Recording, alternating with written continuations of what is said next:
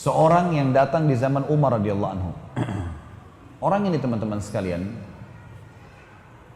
kebetulan Umar lagi duduk. Umar bin Khattab ini suka duduk selesai antara sholat dengan sholat, kayak duhur ke asar, asar ke maghrib. Umar sering duduk di rumah, di masjid, terus dengerin keluhan-keluhan orang. Ada yang punya cerita, sampein gitu kan.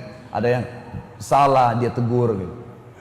Satu waktu Umar lagi duduk antara duhur sama asar di masjid, ada masuk orang dalam masjid Nabi SAW, kembar, persis sama pakaiannya, model pakaiannya, cara jalannya, postur tubuhnya, warna kulitnya, paras wajahnya, sama persis, kembar.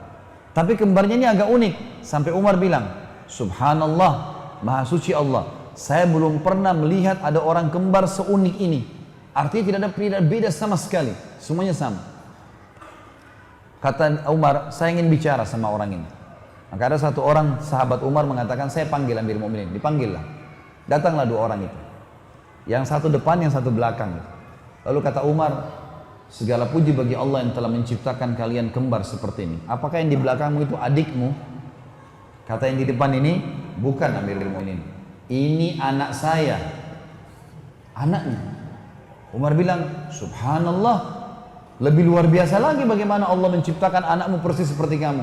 Tidak ada bedanya, kayak pinang dibelah dua kalau gitu. Sama persis. Kata orang itu, ya Amir Mu'minin, kalau anda dengar cerita lahirnya anak ini, anda lebih kagum dengan Allah. Kata Umar, sebentar, kumpul semua. Atau mesti disuruh kumpul. Dengarin nih kisahnya orang ini. Kumpul semua. Karena dia bilang, kalau anda dengar kisah lahirnya anak ini, anda lebih kagum dengan Allah. Perkataan dengan lebih kagum dengan Allah ini yang menarik bagi Umar. Kumpul semua, dengarin nih. Kita dengarin semuanya, dengar, duduk. Mulailah cerita orang ini. Dia bilang, ya Amir Mu'minin, umur anak saya ini 19 tahun.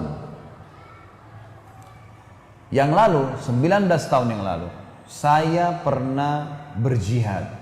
Pergi jihad. Waktu saya pergi jihad ini, hari pertama saya mau jihad, istri saya lagi hamil, saya baru nikah. Istri saya hamil, ada panggilan jihad, saya mau pergi berjihad. Istri saya sedih, karena saya mau pergi jihad, kita masih baru nikah, baru berapa bulan, dia lagi dalam kondisi hamil. Saya tahu kesedihannya, takut sendirian.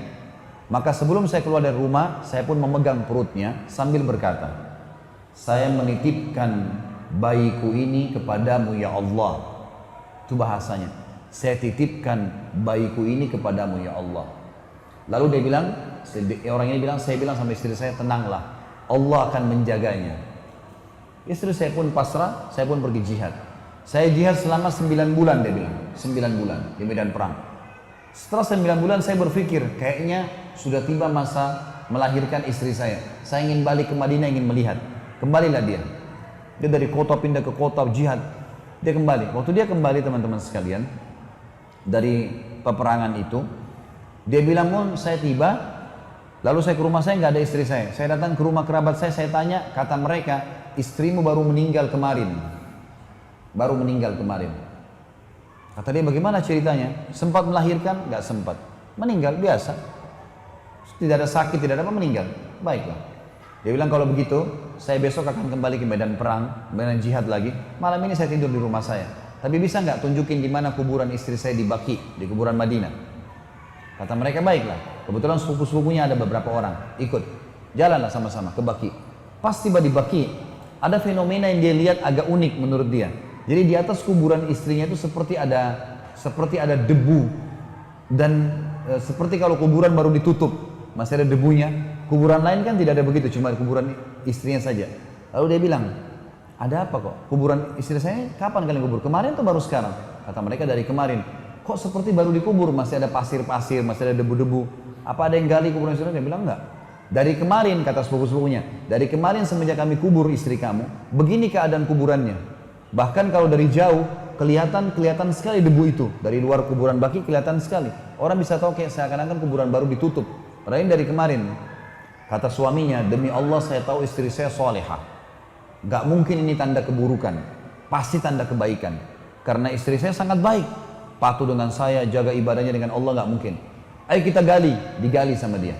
Dia bilang, ya Amir Mu'minin, waktu kami gali kuburan istri saya itu, kami menemukan jenazah istri saya masih utuh, gitu kan? Dan anak ini, ditunjuk anaknya, lagi ada di bawah rahim istri saya, lahir, menangis bayi ini.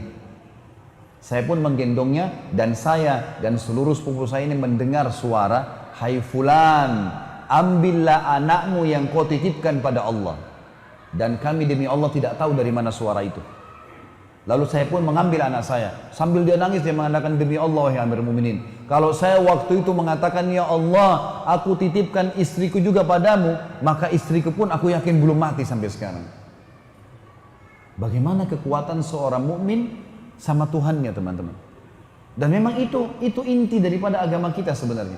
Bagaimana kita berdoa, beribadah, yakin kalau Allah Azza wa Jalla itu ada.